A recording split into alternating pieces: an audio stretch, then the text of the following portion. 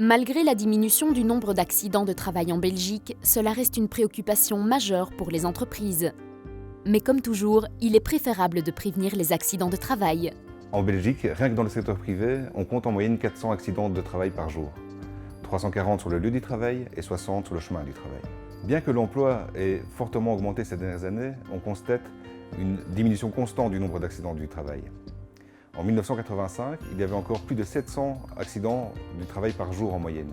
Le nombre de victimes qui décèdent des suites d'un accident du travail est aussi en constante diminution. Plusieurs facteurs peuvent expliquer cela. La première est qu'on est passé d'une économie de production vers une économie de service et qu'il y a donc moins de travailleurs exposés dans les secteurs qui sont connus pour être accidentogènes. Une deuxième variable est que nous avons fait de grands progrès en matière de prévention.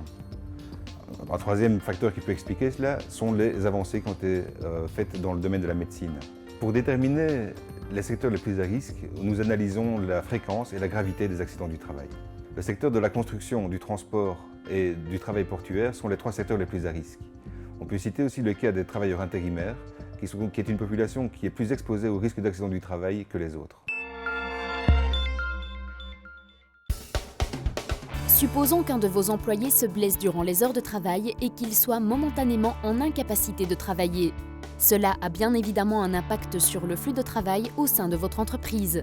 C'est la loi qui définit ce qu'est un accident de travail et elle le définit en prévoyant qu'un accident de travail est celui qui se produit par l'exécution du contrat de travail. Et la loi prévoit également qu'un accident de travail est celui qui se produit sur le chemin aller ou retour du travail. À côté des problèmes, je dirais, humains, il y a aussi des côtés qui sont plus économiques, évidemment, pour l'entreprise ou l'employeur.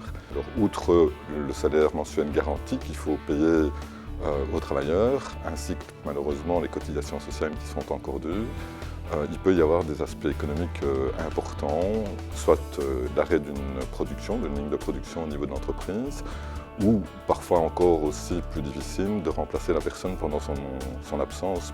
Donc ça signifie que l'entreprise va devoir faire appel à d'autres collaborateurs pour compenser le travail qui n'est pas effectué par la personne en absence. Et donc des coûts parfois peut-être importants également, toute une réorganisation de l'entreprise. Pour amortir l'incapacité temporaire de travail de votre employé, vous devez vous assurer au mieux. Il existe en Belgique une assurance obligatoire qui est nommée l'assurance accident de travail. Donc elle a pour objectif de payer les 90% du salaire payé par l'employeur. Alors cette assurance peut tout à fait être complétée par une assurance facultative qui elle est nommée l'assurance salaire garanti et qui va avoir pour objectif de payer le solde des 10% ainsi que l'ensemble des cotisations patronales.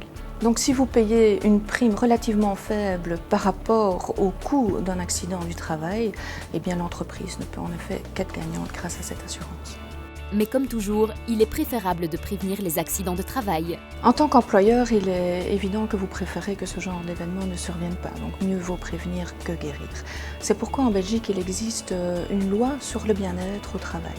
Alors cette loi va imposer d'une part l'employeur à mettre en place toute une série de règles de prévention, mais d'autre part également à nommer un conseiller en prévention interne à l'entreprise. D'ailleurs, si vous avez dans l'entreprise plus de 20 employés, c'est une de ces personnes qui va être nommée. Rien ne nous empêche maintenant non plus de demander conseil à des consultants externes.